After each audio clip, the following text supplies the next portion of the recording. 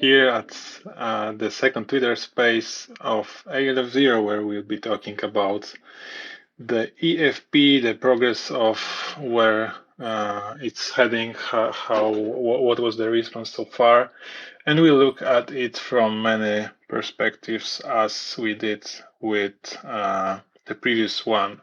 And today I'll be your host. I'm Matt Raczynski, the marketing manager of Aleph Zero, and with me I have Max Sarafin, Brian Nguyen, Magda Oleksy, and Piotr Machurat, but I'll let them introduce themselves here. So yeah, we can start with Max. If you could give us a brief, intro to you. Yeah, of course. Glad to be on here. Go by Max Scruffer. A lot of you guys know me. Very brief. I mean, I'll just keep it as this. I help manage or lead research over at WW Ventures, as well as a few other hats and roles. I run Scruffer Consulting, which is just a small consulting practice in the Web3 space, and then tweet a lot about angel investments and different things that I think will help grow the overall ecosystem of what we see here in Web3. Cool. So yeah, glad to have you here with all your experience and insights into the market. So yeah, on to Brian. Hi and welcome to the space. Hi everyone. Yeah, thank you. Thank you for inviting me, and thanks everyone for being here. So yeah, my name is Brian, and I'm based in Vietnam. We have most of our team are in Vietnam. So I actually have a background in software engineer. So I graduated in 2013. So it's been a while ago, and I've been a software engineer for many years. And I've been working on Web3 specs about five years now. And I founded ArtZero when I learned about Aleph Zero 2 years ago, and I'm really amazed uh, with the things we achieved so far. And hopefully we will have more support from you guys in the future, and hopefully we can contribute to the ecosystem more with our expertise. Great, I'm sure you do. All right, so on to Magda, our ecosystem lead. You might know her from the previous space, but yeah, Magda, if you could also introduce yourself a bit. Yeah, sure. Hi again, everybody. Pleasure to be here as always. Yeah, I mean, you pretty much introduced me already because I'm the ecosystem lead for Aleph Zero. However, if that name doesn't tell you much, then my role is basically focused on ecosystem clearly, and also I'm supporting and coordinating our whole ecosystem funding program, making sure that we are in touch with all of the projects who are about to receive our support, with all of our use cases, also with our partners from the network who are the part of the ecosystem funding program. So just making sure that it all works and that everybody gets the response that should get, and above all, that all the use cases get the support and help from our side that they expect to get. So that will be me. Yeah, Magda is really. There wouldn't be the EFP without Magda. I'm sure about that. Yeah, and on to Piotr, also known as Pete, the main preacher of Aleph Zero development. Yeah. So I'm Pete, and I wrote our Ink tutorials and are still writing our Ink tutorials. No, but seriously, I am the ecosystem tech lead, so my job is basically assisting our use cases, the products building on Aleph Zero in the technical way, and also verifying, let's say, eligibility for the ecosystem funding program. I also used to take care for the community validators program when the community validators were entering first testnet and mainnet. So yeah, that's the gist of what I do. Yeah, and in case you were wondering, behind the Aleph Zero account, there's Anthony. So if you want to say hi. Yeah. Hi, everyone. Happy to be here. All right, so let's kick this thing off. I think we'll focus on a few questions that we have for our today's guests, and then the floor is yours, of course, for the audience. So yeah, I think we can start with Magda because yeah, it's been a few weeks since we introduced the EFP, and yeah, what's the response so far? If you could give our audience some insight into that. Yeah, sure. So the response has been great. So apart from like general excitement, I must say, we are obviously receiving a lot of applications. It's been around 3 weeks, I think. That's like 3 weeks ago that we launched like officially launched the EFP, and I think so far we have received around 100 applications. So I think that this is quite a good score. And as you can imagine, 100 applications that we have to carefully go through and evaluate, and then make some decisions regarding who do we want to like schedule like next meeting with, and have some discussions about the project and so on and so forth. So it's quite a lot of work on our side as well, like very exciting work. However, it is pretty time consuming, so I would say that it's definitely keeping us busy. But we are getting a lot of applications and a lot of interesting ones. So we are definitely happy with the outcome. We'll see, obviously, like how many more we will keep on getting, because we'll see if the tempo remains the same, or if we'll get fewer applications with time. But so far it's been really intense, I must say. So once again, around 100 applications in 3 weeks, and still getting new ones. Yeah, that's actually our job in marketing, to give you so much that you can't process them. But yeah, Thank you. Yeah, we'll get there. Yeah, but I was curious if there's a use case vertical. Like, is there so much of one certain type of applications that you're getting? For example, is the DeFi the biggest one, or how would you say that? Yeah, I mean, there is a variety of verticals, I would say. So it's difficult to say there's just one. However, definitely on top there is DeFi and I think gaming. So quite a lot of gaming projects as well. Quite a lot NFT projects as well. But yeah, I'd say DeFi and gaming as like first places. But then a lot of like pretty surprising and original ones as well. So they're like I'd say it's kind of a mixture. So yeah, maybe some of the listeners are curious how it's, how does it look like when you get the submission, and then what's next? What's the process like? Are we contacting everyone, or Yeah. So as I said, quite a lot of applications coming in. So unfortunately, we are not able to contact everyone and talk to everyone. So pretty much how it works is that we obviously read every single application, and we have a discussion about which projects do we want to continue talking with, or which is maybe not yet at the stage where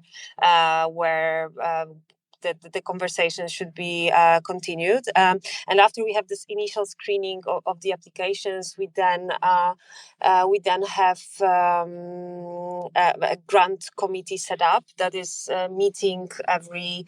I think now with the amount of applications that we keep on getting, is meeting every week.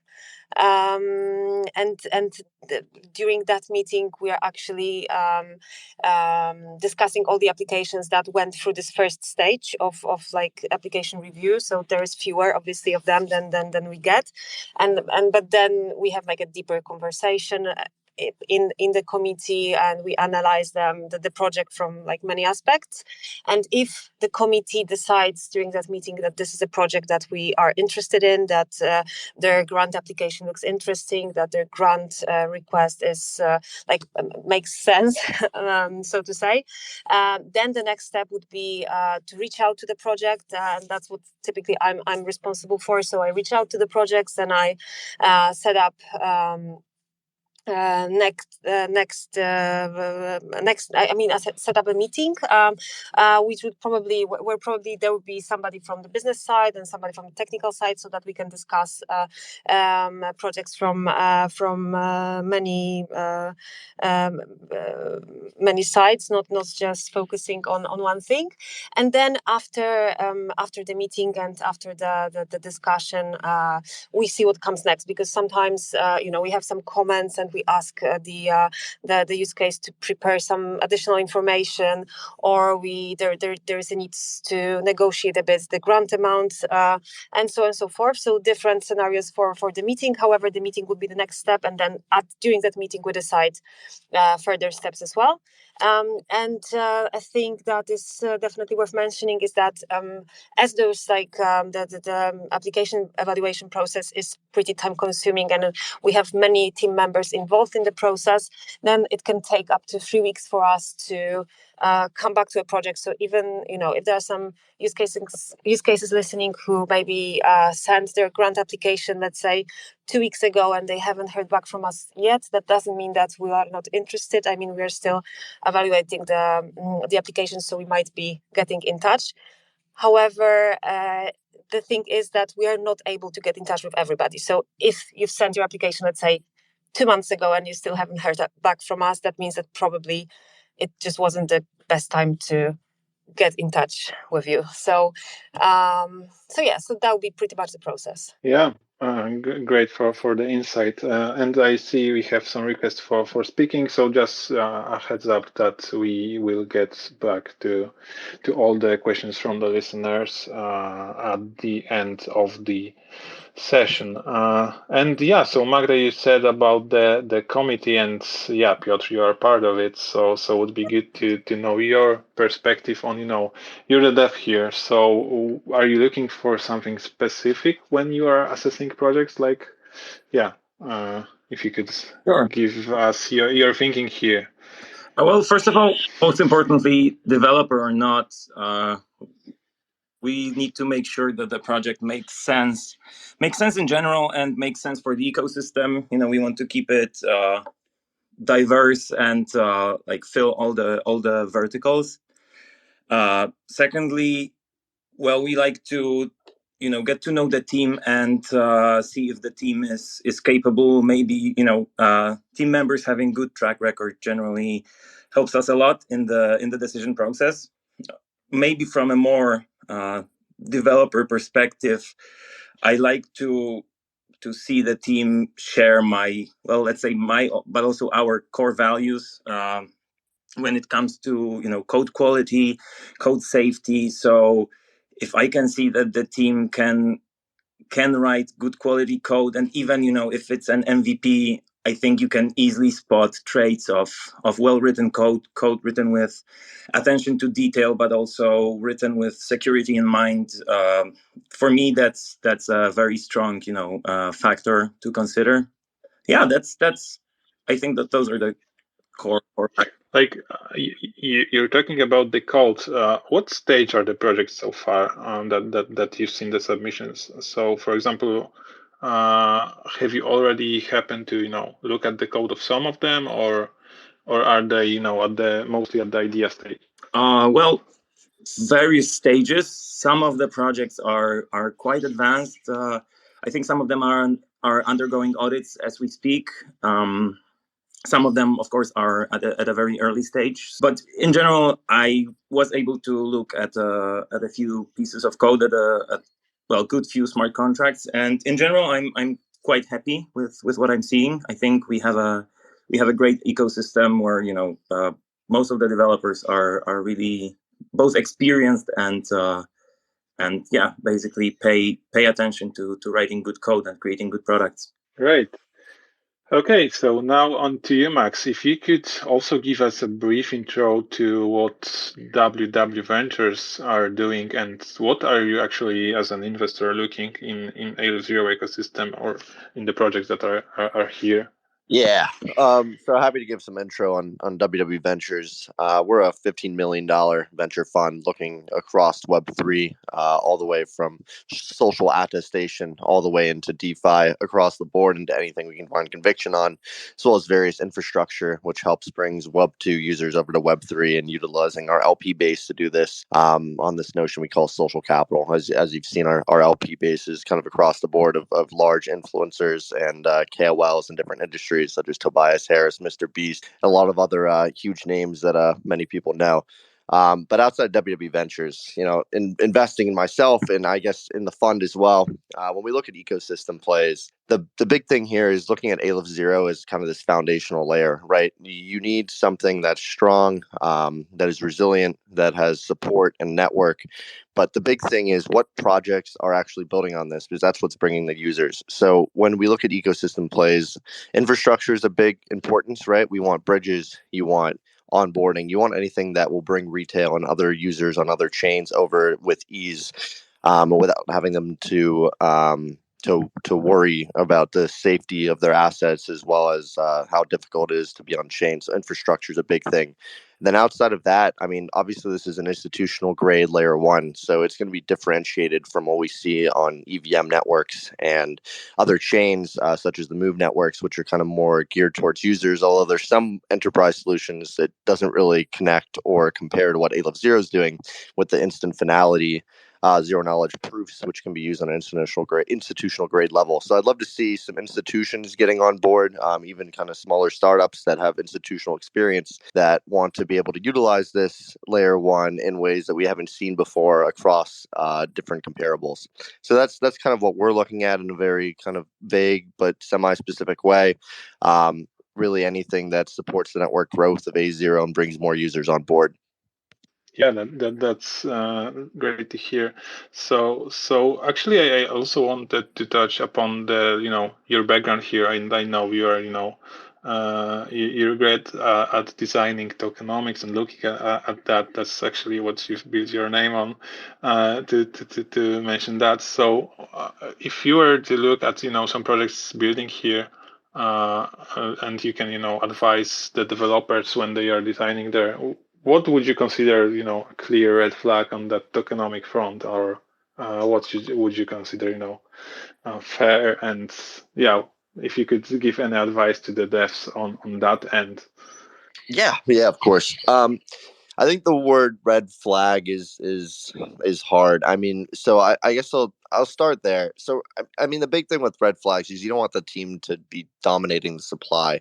You see it across different assets and EVM chains, and it helps with price growth, but doesn't really help with proper distribution, and especially kind of onboarding with the compliance across the world. So the only red flag I really see is heavy team and investor hoarding of the token supply, which doesn't allow for the proper growth of the actual project and ecosystem for users. So that leads into the actual proper distribution, which is obviously you need team and investors to hold some sort of supply. Across the board, we usually see 20-25%, maybe higher, especially when you combine investors in there. But it's sub 50%. There really isn't a right meta. We see teams holding from 20% all the way to 50%, and I think 50% is a lot for a team to hold, but is 20% right? So I mean, it's characteristic of what they're actually doing. I like to look a lot more of what the token is actually providing to the ecosystem. Is the token going to change their game theory mechanics as markets move into bear to bull, as liquidity changes? Is the market going, or is the token going to adjust how they're doing emissions based on what users are currently interacting and building narrative wise? Everything token wise is how can we get our users to engage, hold this token, not change it for liquidity, and continue to be actively involved in whatever protocol they're using the token for. So we've seen in different DeFi protocols with Aave, and some that aren't as successful, where they fail to get tokens or to get holders to hold the tokens. They, the holders are more incentivized to sell their tokens rather than to keep engaging with the protocol. And that's, the most simply put answer without diving into, intense game theory mechanics as well as complex economics behind the tokens. But that's what I typically look for. Outside of that, I mean, we're seeing a lot of forks, right? Tokenomics of the past 3 years have been a lot of like, oh, this worked for their protocols, we're just going to fork it and change one thing. And we've seen that over the course of the blockchain. 13 years, people are just forking layer ones, like, oh, this works, we can do the same thing if we change one thing. And unfortunately, that's not the case, because your tokenomics should be unique to what your project is doing, no matter how similar it is to a similar project. And you can't really replicate what someone else has done because you're not that founder. So you need to appeal to your strengths, appeal to what kind of founder you are, appeal to what your project intends to do, and build those tokenomics around that to support your user growth, the ecosystem growth, and to create a sustainable token that isn't just a pump and dump or a hype train that once it loses hype, what happens to the token holders? And what would you say about projects without tokens? Is it like a good idea to pursue and use just the native token, or it's good to have the financing and the control of the own token? It's a funny time for investors. I mean, we have now the option of investing equity or tokens or both with token warrants. So it's kind of, investors have a big advantage at the moment, being able to hedge with two kind of separate entities is however as I think about it. I think that you're building a business and you're building a token when you have both. And strangely enough, it feels like they are conversely just separate entities, like you're building two separate business models, which is funny when you're looking at traditional business over the past 100, 200, whatever amount of years it actually has been since proper structure has been out. So to answer your question, is it necessary to have a token? And I think it really just depends on what you're actually building. Are you using the token to engage users, or are you just using the token to provide your investors more money? And I mean, a lot of B2B protocols will come up with different ways to use a token that actually makes sense, but I'd say the majority, the token just doesn't make sense in some regards. I don't think that's a bad thing, but there's no reason to force it, because the moment you force it and you don't have a proper plan, you don't have a proper community, you don't have proper tokenomics, well, your token is at zero, and it actually affects your business, because your users or your people actually buying from your business will look at this and just think that the project isn't as good as it could be because the token's at zero. And that doesn't make any sense, but perception is a big key here, right? So it just depends on what you're doing. If you're engaging users, token makes a lot of sense if you build it outright. If you're not, you need to take a serious look at what you're building, who you're appealing to, who you're selling to, and ask yourself, does the token actually make sense? As an investor, I would love you to have a token, but as a user, it just kind of depends. And as someone supporting the ecosystem, you don't want to kill your own project by creating an unnecessary token. So semantics wise, yeah, it really just depends on what you're building, how you can plan it out, how experienced you are with the token, and a lot of other multifaceted factors that are involved in token creation and token integration. Yeah, I bet that's always an option that one might not consider. But yeah, I think it's also an interesting one for some use cases. So maybe let's go to Brian. You're one of the Hi, yeah, I'm here. Yeah, you're one of the teams that were super fast to build on Aleph Zero. I think you've launched your project was Yeah, I like think we are one of the three. first. Yeah, it was like 3 days after the mainnet launch of smart contracts. So, yeah, if you could give us a little, insight into how was your experience with building on Ink, and was that like because of Ink that was so fast, or how did you approach building on Aleph Okay, Zero, so and how did you find out? Yeah. yeah. Let me explain a little bit about our previous experience. So we have been working on in outsourcing business for many years. So we're making decentralized application for clients all around the world. So that's why it gives us the opportunity to work with many different technology. So we used to work on the Ethereum, Solidity, Tron, Polygon, Solana, and now Ink. So yeah, it was a different experience.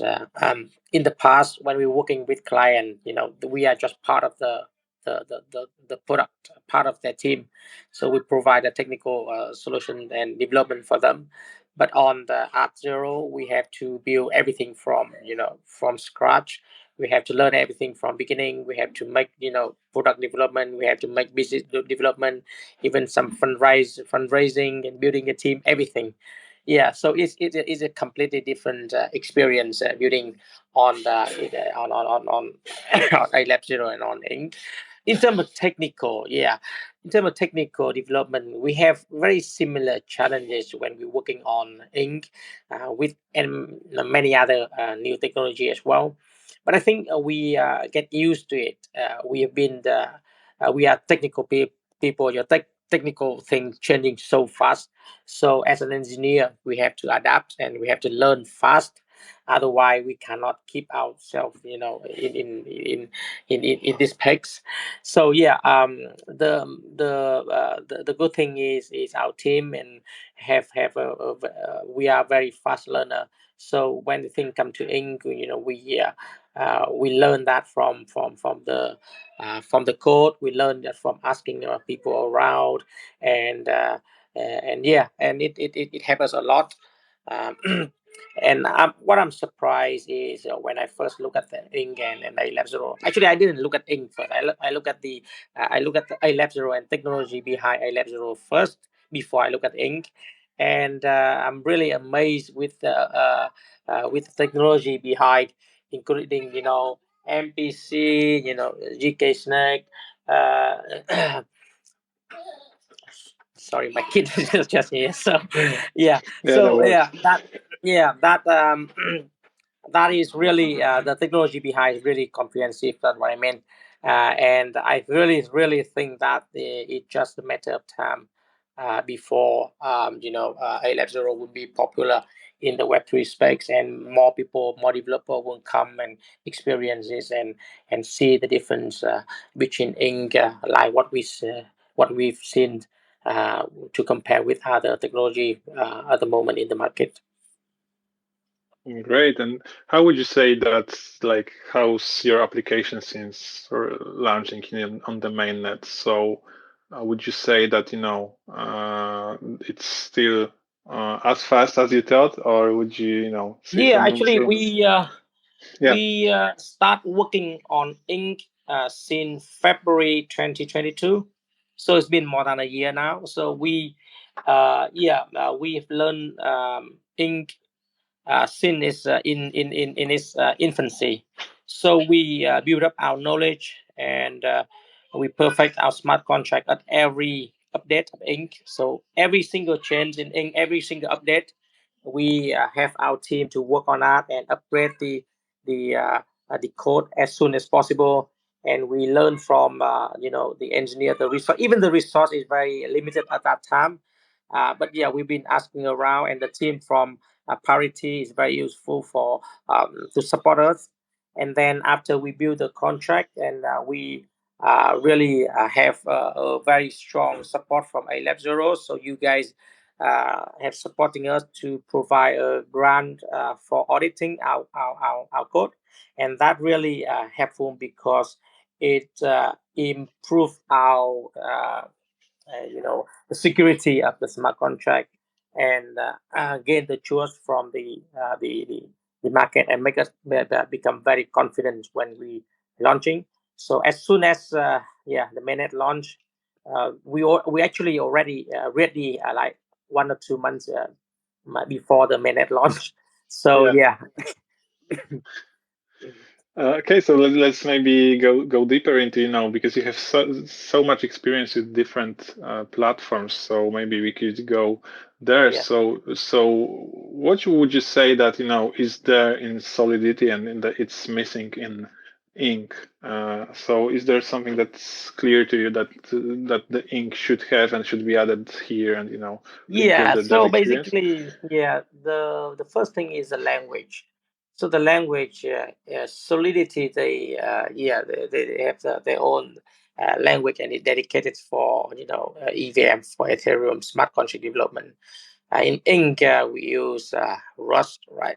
So yeah, Rust is a lower programming language.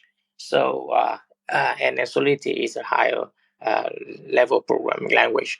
So in theory and in practical, Rust can run faster in terms of processing all the code and compiling, and it makes it faster. And also Rust provide a more secure layer in the code itself. So when the developer working on that is they have more control of the code and more control of the resource, as well as enhance the security layer. In terms of the language itself, Rust is a bit more complex to learn to compare with Solidity for sure. Yes, because if you're using JavaScript before, then moving to Solidity is quite simple. But for Rust, it's a little bit a small gap. I'm not saying a big gap, but it's a small gap to learn. However, if you are a good programmer and you've been working with many languages, then that is not a barrier at all. Yeah. Okay, thanks. So since we have the other dev here, which is Pete, could you maybe share your insight on, what's from your perspective is a common problem here? When building on with Ink, and what would you advise to other builders? So what should how can they make their apps better and safer? Sure. I guess what I'm going to say isn't actually specific to Ink, because I think the vast majority of the problems are common throughout the whole blockchain development area, but actually also all of the software development. Maybe one specific aspect of smart contracts that might make it hard for programmers is that the smart contract code seems so simple, right? You're looking at contracts with millions of users and there's like 200 lines of code, and you could think that, okay, so this is a code I can just write in 15 minutes and I'll have tons of users. And that is not the case, because while the code might look simple, the stakes are very high. So you need to use a lot of diligence and good practices when writing the code, right? So this actually leads me to my further advice would be, don't rush it, right? It's very tempting to be ahead of everyone, and well, it's cool if you can do that while still retaining the focus on quality and safety of the code, right? Because this is what comes first. Because when a smart contract, if something in a smart contract goes bad, it goes bad big, and the fallout is quite severe, right? So, well, building on that, before you start thinking about deploying your code or even writing it, get to know the platform you're using. Well, specifically in our case, get to know Ink and Rust and Aleph Zero, right? Because every language has some quirks. Every language has some limitations, and well, especially in context of smart contracts, you need to be acutely aware of those quirks and limitations in order to be able to write code that basically will work under any conditions, under any circumstances. Well, to that end, once you start developing, you need to devote a lot of time to testing your code, right? You don't want to push something that will surprise you and your users to the mainnet or even to the testnet, right?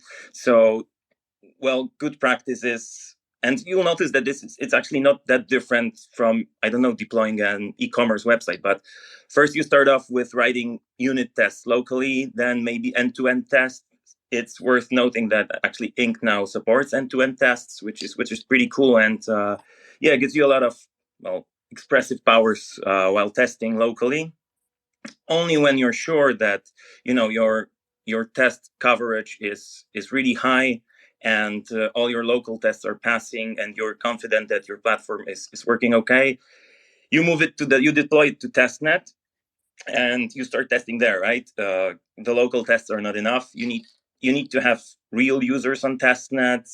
You need to test for any edge cases, like what happens if I don't know, put zero where the value should be, or if I put a negative number, or some extreme cases like that. Also, what happens if an incredibly large number of users try to access my contract simultaneously? Or what if a specific account makes two requests one after the other, right? Will I have any something like re-entrancy problems or stuff like that, right? So this is what you need to look out for.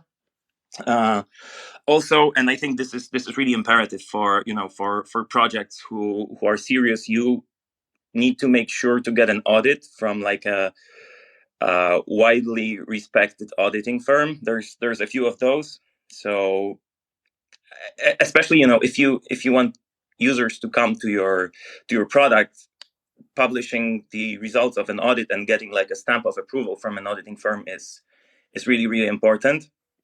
And they will actually help you verify that your code is correct and safe, and help you gain some additional confidence.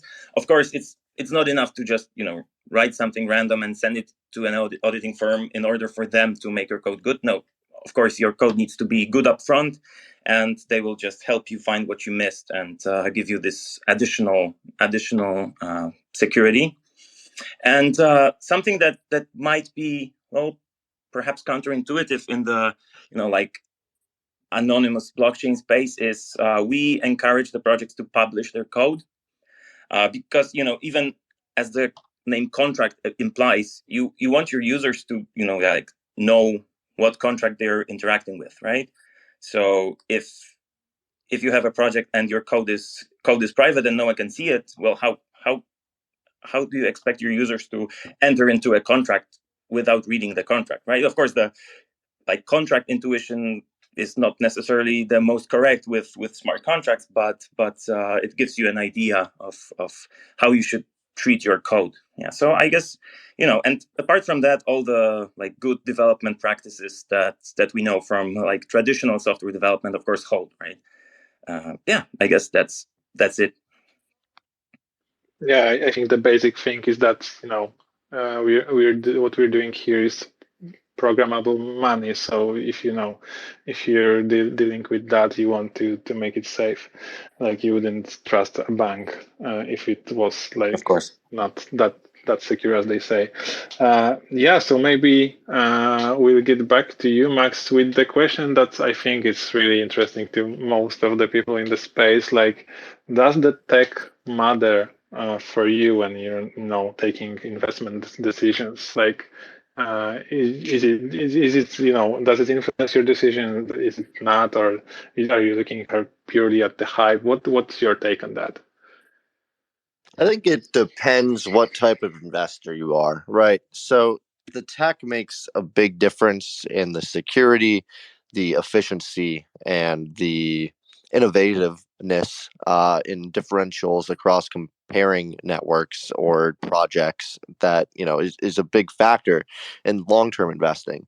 Having secure tech is what I'm hearing across the board with auditing and open sourcing and making sure that that people can see and understand your code is obviously a big factor for users to be able to engage, and as well as people to buy your products in the long term. But this is pretty simple knowledge. We know this across Web 2 and traditional industries.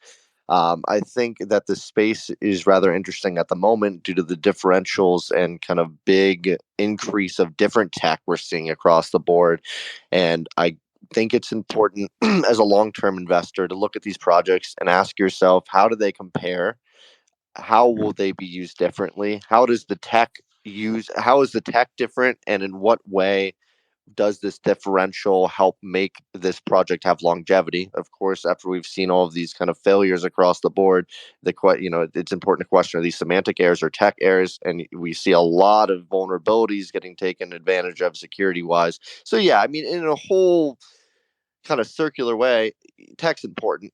Tech's important for investor, but I mean, as a short-term investor, the short-term investors don't care about technology, but that's not who you're looking to appeal to. They're looking at like hype, and I guess tech plays in a way of like people can hype up how differentiated the tech is, and the crazy different things the tech can do. But at the end of the day, you want your technology to go hand in hand with the long-term vision of your project and how it can bring longevity to what you're doing. I know this is like kind of a vague answer at the end of the day, but it's there's so many different projects and so much different tech that it's hard to give like a clear and concise answer of what tech should be. It's rather, this is a project, this is the tech, this is how it is different from comparables in the same market, and you go from there.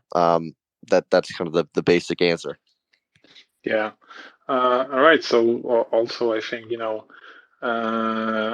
we could a bit wrap it up, and I think we can also start with you, Max, because I know you're in the space like since what 10 years or 13. So maybe what's your take on what big trends are you seeing right now apart from maybe meme coins, and do you see any big catalysts coming to the space, or what's your take on where we are and where we're heading? Yeah. So I've been in this space since I was 14. When I was 14, God, it's been half my life basically. I was doing intermediary transactions for users on form sites back in the day, when exchanges weren't relevant or even a thing. And the space, I think it's important to understand kind of the history of evolution of the space before I can go into what I'm seeing narrative wise. So in 2010, it was like Bitcoin. I believe Litecoin was out at that point. If not, it was coming out. And maybe a few other kind of no-name coins that were pretty much Bitcoin forks. And that was the space. It was people who believed in this long-term vision of what Bitcoin could be and what could it bring to our payment and holding systems for store of wealth outside of centralized entities and the bank failures of what created what Bitcoin is today.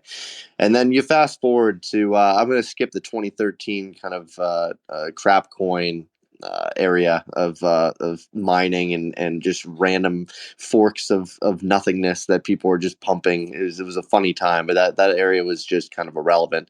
2016, I think, is the most crucial interoperable part of our technology of connecting all these cycles of the introduction of smart contracts, oracles, and these different things that you can do.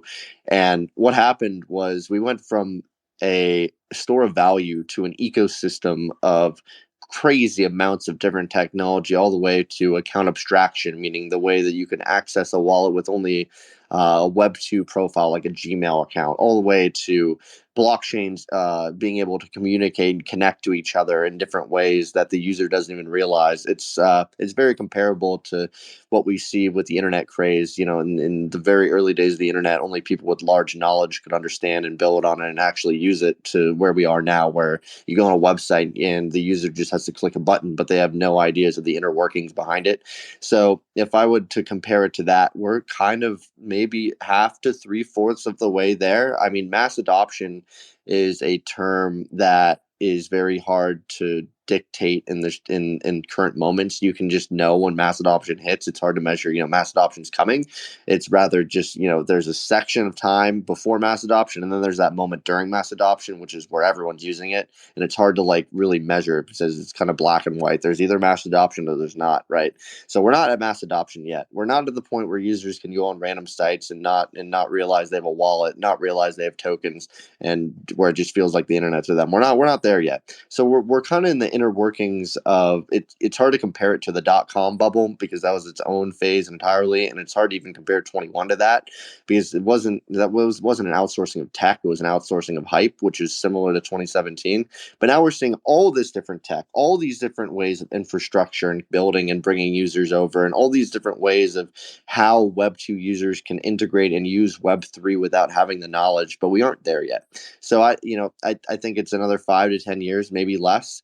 But we're in the building phase. It's the exciting part. This is where projects of maturity, where projects of legitimacy are building real things that people can actually use outside of previous hype cycles. 21 was that introduction. You started seeing DeFi. People could use and integrate and use these protocols, and it's hard to even imagine that this wasn't around in 2017. It was just like trading on sexes or centralized exchanges.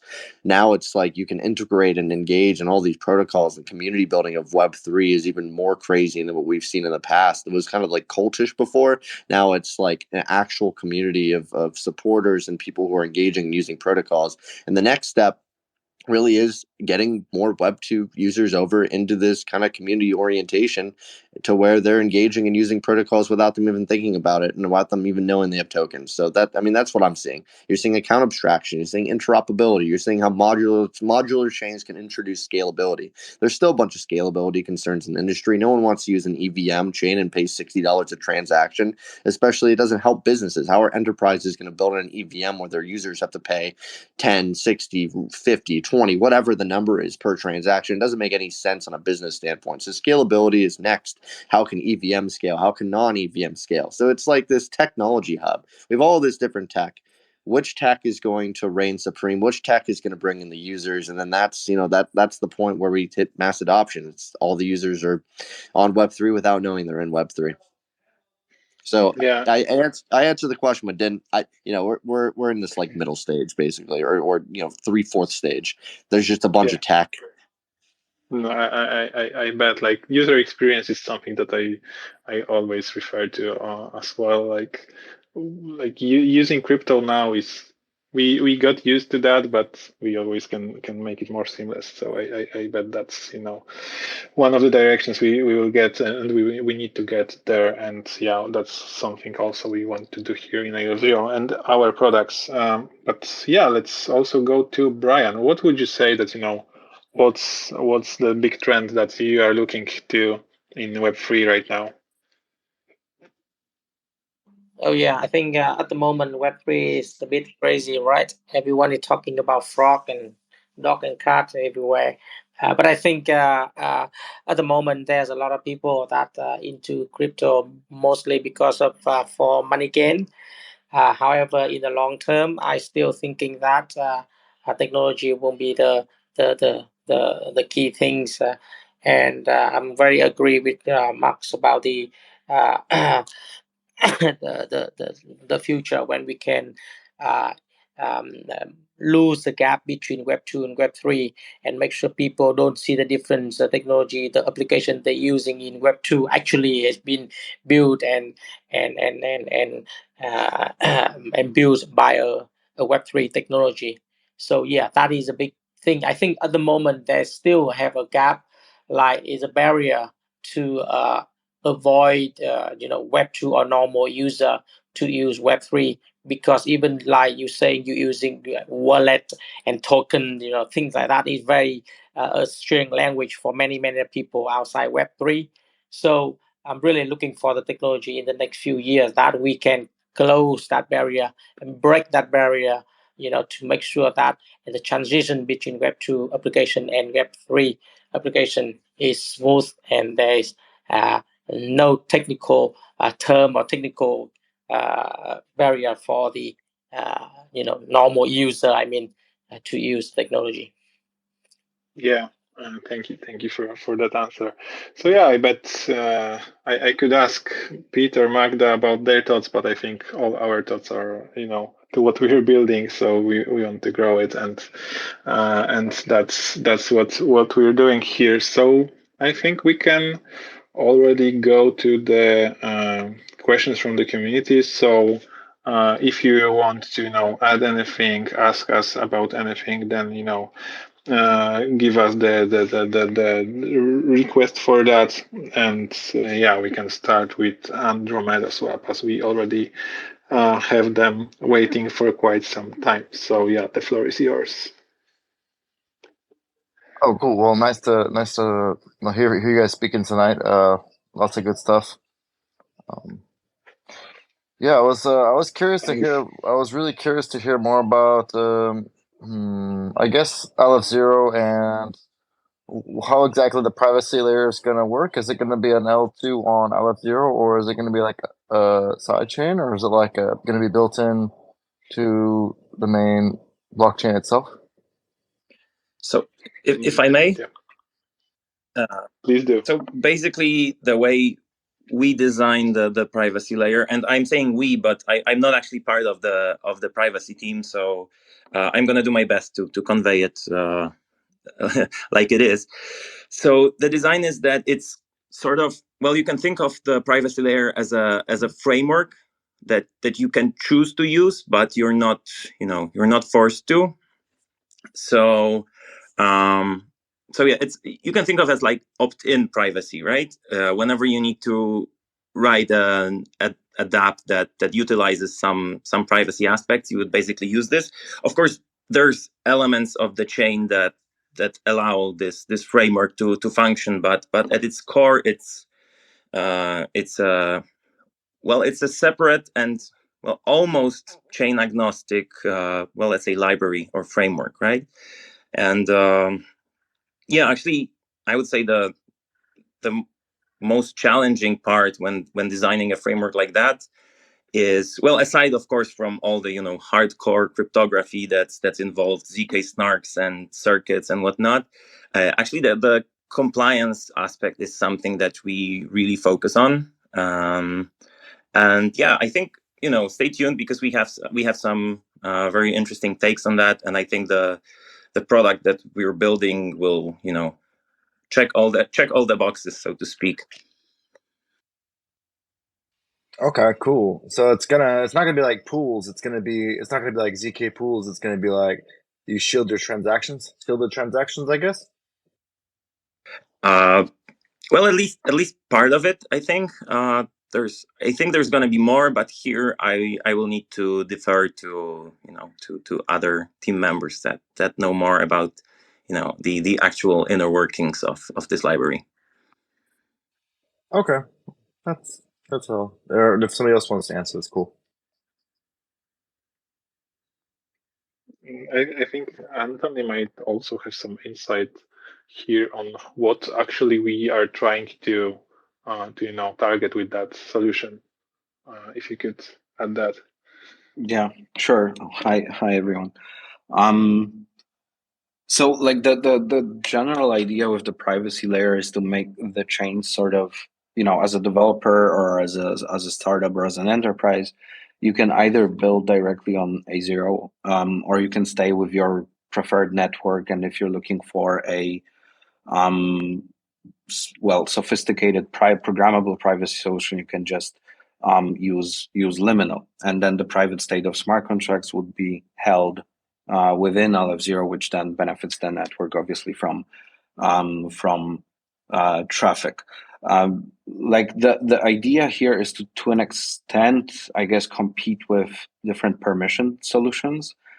So, for instance, if a business is looking to deploy on a blockchain, and they need to have some of their data obfuscated, they need to ensure security and so on and so forth.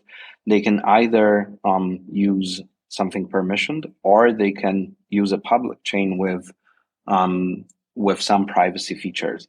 Like we're seeing most interest on that front when it comes to DeFi. So, for instance, institutional lending and borrowing. And healthcare, which was quite surprising, because as you know, I remember like this vast interest in different healthcare blockchain applications back from like 2017, 2018, and not much really worked in real life, at least. And now the recent trend that we've been seeing for quite a while already is that the largest sort of issue with anything healthcare related is data compliance, or like data storage compliance.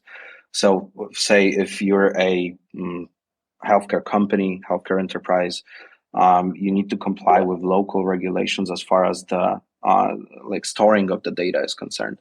And what we're exploring at the moment is whether it's doable to, say, have a like a DID based solution where the user, or the patient, is actually the owner of the data, their health data, and they authorize different institutions to access this data, and therefore that somewhat relieves different enterprises from being data controller of the entire data set. So yeah, stay tuned. Like we have one very interesting development on that front, so might be something to look forward to. Oh, that's awesome. Yeah, Actually, two of them. Two developments on that front. Oh, cool. That's awesome. I have one more small question. It's a really short one, so the other people can ask. With Ledger integration, I was curious. I was trying to stake with it, and I could have asked probably this in the Discord, but I was trying to stake with the Ledger, and it gave me some errors. Is there a Ledger version you guys are coming out with soon for the developer side that will work with the Nano Ledger S? So on that, we'd have to check with the Zondex team. Actually, we can get back to you on this. Okay, cool. Thank you. all right. I see we have Andromeda Swap back with us again. If you can unmute yourself and you can ask your questions. Okay, it's really great to be here. I'm happy to be here among you.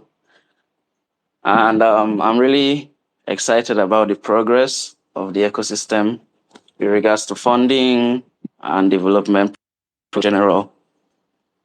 So basically, the question I have is if there's like for decentralized cloud or file storage, if there's any provision for that or there are plans for that in the future for Aleph Zero. Pete or Anthony, I bet you might be more informed than me. Sure. So we don't have a specific timeline for this just yet.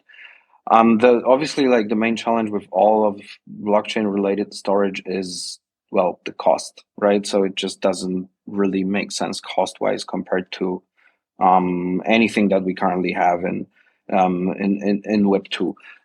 So yeah, it's something that we're kind of researching, but don't really have a specific roadmap for it yet. Okay, no problem in that case. All right. So, would anyone want to add anything from our guests or from the listeners? That's the best time to do so. Yeah, if not, I think we can wrap it up. I hope you got some good advice from our guests. I hope you enjoyed that. If you have another questions, you can jump in. I see you raising your hand. Okay, so another question is, what is the quickest way to reach out to the Aleph Zero Foundation? Because we've been trying to reach out to them and it's kind of futile, like it's not working out. Anthony or Magda, I think you're more on that front. Yeah, so we've received the grant application from you guys. I believe it's currently under review, so we'll be getting back to you shortly. Like details will be with Magda, and she's gonna be the one that you'll receive like an email from.